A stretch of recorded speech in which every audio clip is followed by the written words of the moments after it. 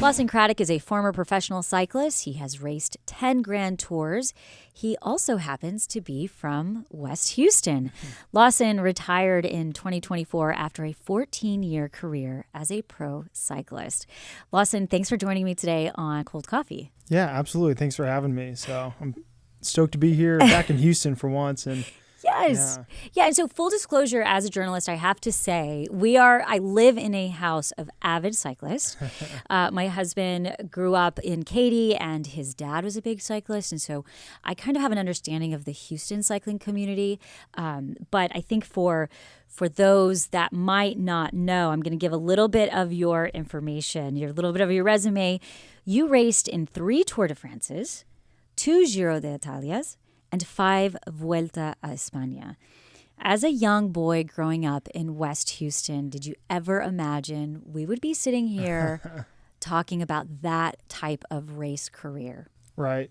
Well, I mean, yeah, any young boy, of course, that's what they dream of doing. And I'm lucky to be sitting here on the other side, with my health and being able to have lived that dream. Yeah. I'd be lying if I said I didn't think I would be sitting here doing it, because I always believed in myself, and every step of the journey I was very focused and dedicated and motivated, and driven to accomplish it. And yeah, it's pretty wild being on the other side now. To be honest, that's the part of the whole journey that was definitely the most scary. Because when you say that you're on the other side, I mean, you retired in 2024. So what made you decide, okay, it's time? Right. I mean, when I was 16, I started traveling to Europe.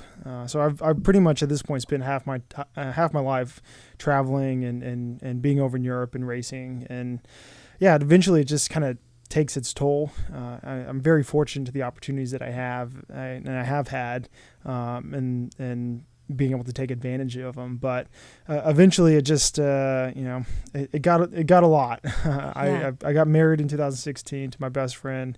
And then I have 2 beautiful children at home. So my daughter is the older one, and she was turning 6 years old. And at that point we're going to have to kind of decide, do we want to commit full time to Europe? Do we want to go back to Houston, for schooling? Mm-hmm. And the choice was pretty easy. We missed our families, the grandparents missed their kids. And so it was kind of, it was a very natural decision. Of course, it was very different and challenging to make happen. Yeah. And well, what are you doing now here in Houston? Right. So, my entire life, what I really wanted to do was join the family company. My dad, he started a roofing business, Craddock Roofing, back in 1984. And so I grew up always watching him climb up and down ladders. And, 4-year-old boy, all he wants to do is take a hammer and hit stuff. So that was always my goal and my dream. And cycling was just this really fortunate path that I was able to follow. But it was always my plan to come into the family business. So well, now you're in the family business and you're not in that space of cycling. Do you ever miss the global life? Do you ever miss? I mean, we have the Tour de France coming up in July. How does that feel to now kind of be here? Right, and yeah, it is very different. Watching these races, and I only stopped racing back in October. But I already feel like a massive disconnect from what I was able to do to, just a year ago to now. I watch these races and they're faster than ever. They're more exciting than ever. And I just think, how could I do that? Right. But it is fascinating. I still do love the sport. But it's just, life is so different these days. And I've enjoyed really being a spectator for the first time in my life. So do you ever cycle now for fun? I think I did my first bike ride about a couple weeks ago in the neighborhood with a couple other dads in the neighborhood. Oh, that's funny. A group of good dads coming to cycle with a pro cyclist. How does that work out exactly? Well, for one, it was a little bit too early in the morning. But it was a little sunrise ride, and then all I remember is I got off the bike and my body was sore and my hip flexors were so tight. I was just like, geez Louise, and that was only 1 hour on the bike as opposed to the 5 or 6 that I used to do. So when you were training and you were in the midst of your peak conditioning, what does training as a pro cyclist look like? Yeah, I mean, any pro cyclist will tell you, yeah, it's 5-6 hours a day on the bike. But what I've learned throughout my entire career and as the years went on is the training was a lot of it was the mental aspect. Mm-hmm. You know, forcing yourself to get in that mindset of, okay, I want to commit, I want to suffer, and I want to push myself to be the absolute best that I can be. So yeah, of course you have to ride, but you have to be committed and driven to actually do the work to be your best. So you're talking about kind of exactly that mental aspect of it, and professional cyclists often tolerate significant discomfort as part of the sport. I mean, I'm going to even say it's a sport of suffering. You have to be very comfortable with discomfort. What lessons did cycling taught you that can translate to anyone's life? Right, and I'd 100% agree with that. You know, cycling is definitely, all you do is hurt yourself, and whoever can hurt themselves the most typically is the one that wins. But it has taught me so much about myself, and the first and foremost thing is that, you know, it all comes from within. You can always, you know, try and look for ulterior motives and motivations, but at the end of the day, if you can't actually look yourself in the mirror and push yourself to the max and be comfortable with that, you're not going to make it very far. And that goes beyond cycling, and that's what I feel like I've been able to take into, you know, my life outside of the sport. You know, you find that one thing and you latch onto it, and you figure out what pushes you, and you just get after it. Can you tell us one of your races where you really were in a bad headspace, but you were able to kind of get out of that? And not 2018. We'll get to Right. 2018. But I want to hear about some of your other major races that you really felt this is hard. Right. And you know, the first thing that comes to mind is this was a couple years ago. It was 2000 and towards the end of 2021. I was without a contract, and I had just been told by, you know, the team that I'd been on for the majority of my career that I wasn't going to be What signed. team was that, Lawson? It was called EF Pro Cycling, and just told, you know, one day before the World Championships was one of our biggest events, hey, you're not going to be resigned next year. And at that point, it's at the end of the season. You know, a lot of teams have filled up their spots, and you know, I've still got to get on the bike and you know, try and show up to one of the biggest races that I'll be doing all season. So I do. You know, I definitely remember some tough moments there, but you kind of find the glory in the suffering, and that's what I always relied on in the sport is the only constant that you always have is, you know, how hard you can push yourself. And yeah. Now, something that I find so interesting about cycling and professional cycling is that even though you are on a bike by yourself, it still is a team sport. So explain that to some of our Hello Houston listeners that might not fully understand what the concept of pro cycling is, and how Right. You're talking about, you know, you were on a team, but you're a cyclist. So people think, how does that work? mm-hmm. Because there's a lot of strategy that goes into it. There's very much so a lot of strategy, and you know we have the Tour de France coming up, and Yeah. it's a great, you know, watching the tours is a great way to learn about the sport, because you have 3 weeks of racing, and it's the very pinnacle. Everyone's at their absolute best. But you have the tour, you'll have 22 teams, and each team will have 8 riders onto it. All those teams will have different goals, but at the end of the day, you know, they'll find something that they want to succeed in to make them, you know, make the race a success for them.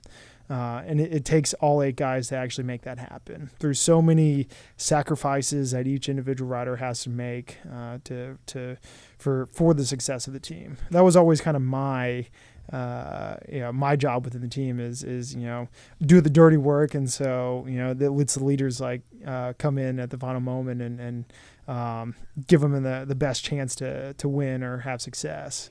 So the thing is when somebody's watching like a Tour de France, they just see everybody hammering it. Mm-hmm. And it just looks like everybody's going really fast. They are. Elaborate. Yeah, well, they are going really fast. Elaborate on what you mean by you're doing the dirty work and letting somebody else go. Explain that to us. Yeah, so I mean, the first thing that comes to mind is just the drafting process. You know, you sit behind someone in the peloton on the bike, and you'll notice, you know, you're saving a lot of energy because they're blocking the wind for you. A lot of it's also positioning. You have 180 guys, 190 guys in the peloton on these tiny French roads. We all have earpieces, radios from connecting us to the cars behind us with the directors. And they're saying, hey, this is a very critical moment here. If we don't have our leader in the top 5, top 10 positions, the race is over. You got 180, 190 guys with the entire sport on the line of the tour.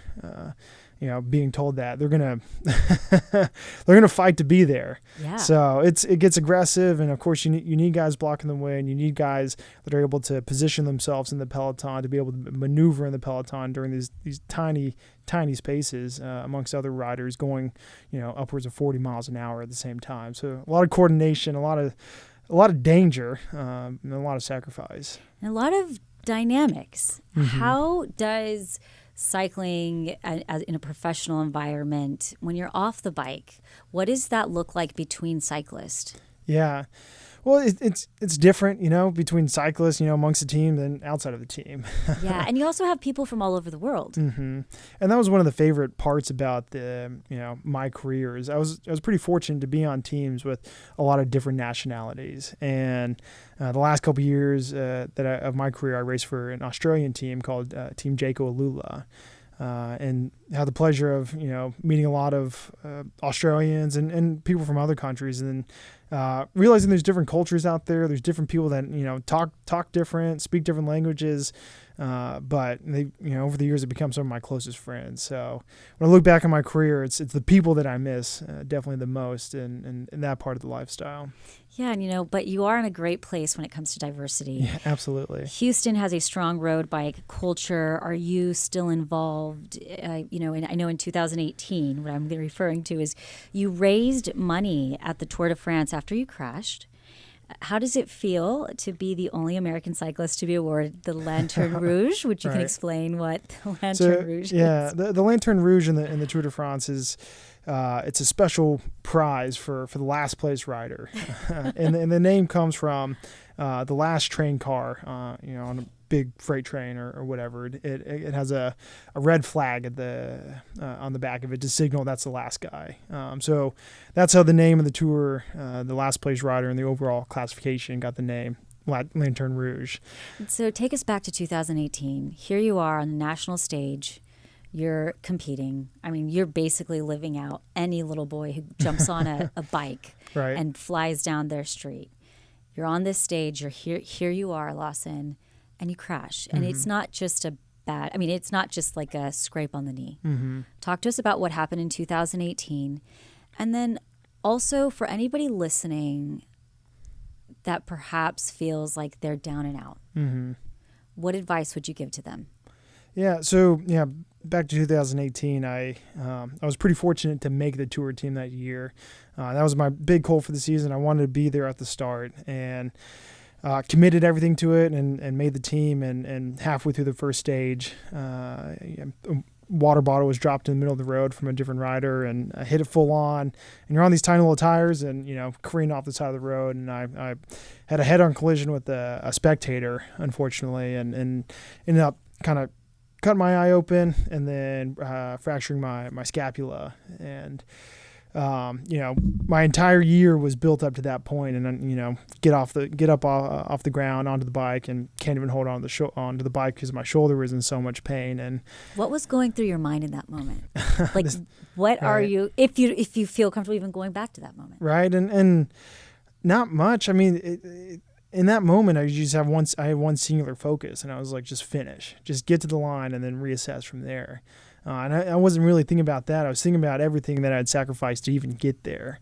And that helped push me all the way to the finish, and it got done. And they have a mobile x-ray site and a little ER station right there at the finish line. So they stitched up my eye, and then got the x-ray, and then, realized it was a fracture. But team doctor who I trust, wholeheartedly, Kevin Sprouse, he kind of said, hey, look, this is doable. The fracture right there on the spine of the scapula, it's It doesn't restrict movement all that much. It'll be painful, but it is an option to continue. And I latched onto that. I had this small glimmer of hope that everything that I'd done in the previous year to lead up to that moment wasn't just for nothing. So I was able to, I just latched onto that, and then needed some more motivation. So I put someone out on Twitter just saying, hey, I'm going to keep going as long as I can. For every stage I finish, I'm going to donate $100 to the Alkek Velodrome.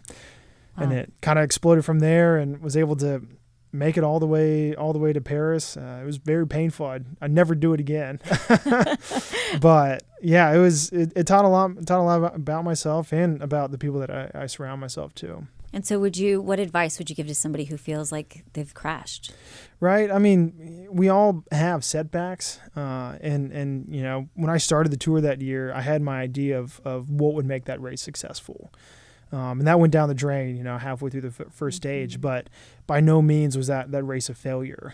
My goals changed, my plans changed, and it's one of the the greatest moments of my career was getting to that finish line, even though I was dead last place by by a mile, but at least. But yeah, it just taught me, be flexible, be able to change and adapt to the search situation, because no matter how bad you may think it's in the moment, you can still salvage it. Mm-hmm. Now, you talked about the Alkek Velodrome. Mm-hmm. Are you doing anything with that? Where are we in Houston when it comes to cycling, and what does that community look like now? Mm-hmm. Are you seeing other supporters of road cycling in the area? I think so. I've always thought Houston has one of the greatest families of cycling in at least Texas and probably, the whole United States. We have such a diverse culture, and cycling is such a universal language that we have. Mm-hmm. So that's been very special. But definitely the Alkek Velodrome, I hold it near and dear to my heart. I grew up just 5 minutes away from it, and I grew up racing out there ever since I was about 10 years old. So I do have a youth cycling league. We call it the Lawson Craddock Youth Cycling League, and we have great coaches out there, and we hold camps to teach kids how to ride on the velodrome out there. We hold one in the spring, and then some all throughout the summer. So we just finished up our last one yesterday, actually. So I was out there and talking to the kids and seeing the passion that they have just being on a bike. It's such a great venue because, parents could, be there. They can watch their kids ride around. It's enclosed. There's no traffic. But it is so special. And it's some of my finest memories come from a bike or coming from the Alkek Velodrome as a kid. So Lawson, I can't have you here and not ask, throughout cycling history, there has been a backdrop of doping allegations and questions about performance and the performance enhancing drugs. You talked about Texas. We think of a major name, pro cycling, Lance Armstrong. Do you think the sport and the regulatory bodies have really gotten a handle on that? Where do you see cycling and doping and the stigma around it? Yeah, so it's definitely, cycling has this rough history, and we're not the only sport to have that. Cycling just seems like it has a most high-profile fall from grace from the Lance days. You have this cancer survivor who's come in, done this unimaginable thing, inspirational figure, and turns out it was aided by doping. For me, I feel very lucky that I was able to come in after that. Because it was so high profile, everyone in the sport took it so seriously to clean it up. And I was able to come into the sport that I truly believed and still believe is clean. You're always going to have guys trying to cheat the system. That's never going to change. But the sport as a whole, I truly and wholly believe it is clean. And we're the only sport, Olympic sport or any sport, professional sport that pays for their own doping agency.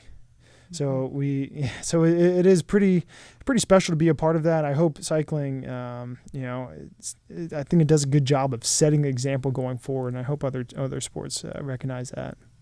So we've touched on it a little bit, but the 2025 edition of the Tour de France starts next weekend. will you be watching it? And are you going to have FOMO? What is that going to feel like watching it? And I want to know all the things that Lawson Craddock thinks about Tour de France. Who do you pick to win? Are there any Americans that you're rooting for? But yeah, talk to me about this year's Tour de France. Right, and no, absolutely. I'm very excited to watch the tour. I think I'll have FOMO until probably about towards the end of the first stage when I see how hectic and crazy these guys are. But it is a very exciting time in the sport. We have one rider who's just seems more dominant than anyone else, and that's Tadej Pogačar. But this year, all the main competitors seem to have all had a good, healthy run into the tour, so they should be hitting it at their absolute best, which is very exciting. So I am very excited to watch it. Also, we do have another transplant, a California transplant living here in Houston. His name's Lawson Craddock, but he's racing the tour this year as well. So, fabulous. So people need to watch out for a Houstonian out there. I mean, kind of, but that's absolutely. exciting. And Lawson, I'm very excited to watch him. I as far as Americans go, we do have a lot of talent racing at the top level of the sport. So any of these guys, I'll just be there as a fan, watching and rooting them on.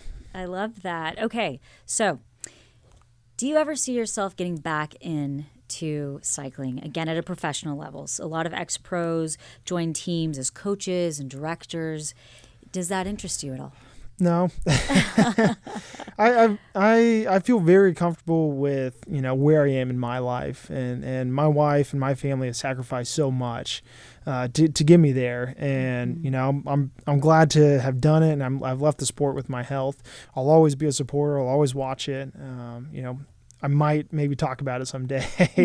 But in terms of being part of the scene, I think I'm happy with what I'm done, and I'm committed to focusing on roofing now. Yeah. What advice would you give to a young cyclist that is listening to this and says, or a parent even, of a child that loves cycling? Right.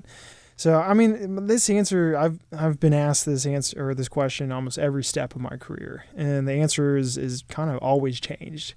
What I would say now is, don't focus on others. We get lost with, just trying to look at the number next to us on a result sheet. Say, oh, second, fourth, first, or whatever.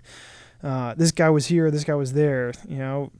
Focus on yourself. Make sure that when you get on that bike or pick up a baseball bat or basketball, just get the most out of yourself, because it doesn't really matter what anyone else is doing or how they're, what their performance is. What matters is what you're doing and how comfortable you feel with that. Lawson Craddock is a former professional cyclist. Lawson, thanks for joining me today on Cold Coffee. Absolutely. Thank you.